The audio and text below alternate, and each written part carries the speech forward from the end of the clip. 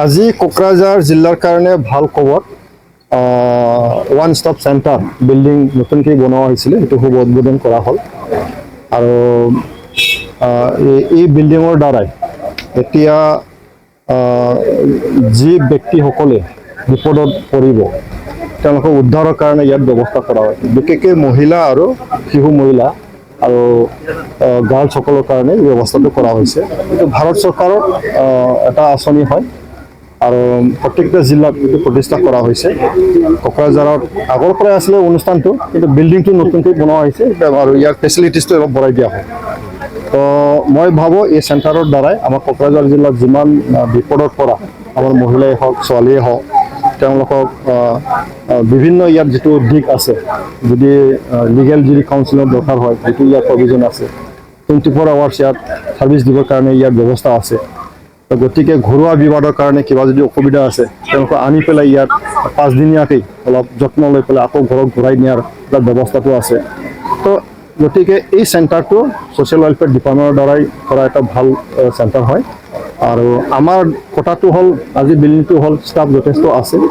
আমি সামাজিকভাৱে সকলোৱে অলপ সচেতনতা আনিব লাগিব আৰু ইয়াৰ বাবে আপোনালোকক খুব দৰকাৰ হ'ব আমাৰ ছ'চিয়েল মিডিয়াই হওক আমাৰ সংবাদ মাধ্যমক যে 181 যিটো মানে হেল্পলাইন সেইটো আমি যিমান পাৰে আমি প্ৰচাৰ চলাব লাগে, যাতে সকলোৱে গম পায় আৰু কিবা কাৰণত যদি অসুবিধা হয় এই হেল্পলাইনৰ দ্বাৰা যাতে সুবিধাটো হয়।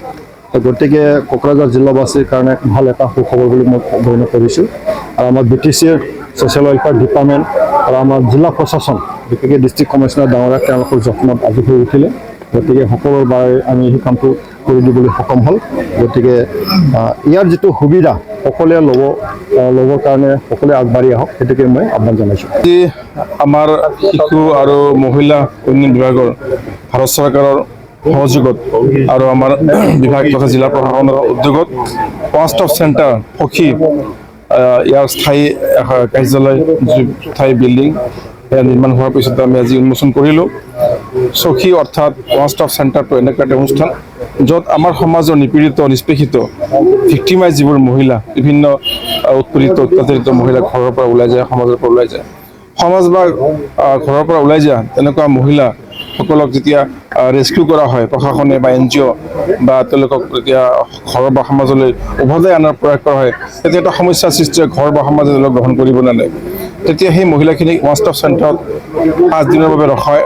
তেওঁলোকৰ স্বাস্থ্য, তেওঁলোকৰ আইনগত সহায়, তেওঁলোকৰ খোৱা লোৱা সকলো ক্ষেত্ৰৰ সুবিধা ইয়াত উপলব্ধ হ'ব। তেওঁলোকৰ যদি কিবা সমস্যা হৈছে, কি সমস্যাৰ কাৰণে তেওঁলোকে আহিলে সেই সম্পৰ্কে আলোচনা বিবেচনা কৰি তাক সমাধান কৰি পেলাই কাউন্সেলিং কৰি পেলাই ঘৰলৈ পঠিয়াই দিয়া। আকৌ স্বাস্থ্য সম্পৰ্কীয় কিবা অসুবিধা হ'লে বা আইনগত কিবা অসুবিধা হ'লে সেইবোৰ গোটেইখিনি সহযোগিতা ওৱান ষ্টপ চেণ্টাৰৰ পৰা প্ৰদান কৰা হয়। আৰু ওৱান ষ্টপ চেণ্টাৰ প্ৰতিখন জিলাতে একোটাকৈ আছে। মানে মুঠতে মহিলা তো মেৰিড আৰু আনমেৰিড কথা নাই, যিকোনো মহিলা ইয়াত তেওঁলোকে ভিক্টিমাইজ মহিলাসকলে ইয়াত সুবিধাখিনি পাব, থকাৰ কাৰণে থকা সুবিধাখিনি পাব কিছুদিনৰ বাবে। তাৰপিছত তেওঁলোকক নিৰ্দিষ্ট স্থানলৈ প্ৰেৰণ কৰা হয়।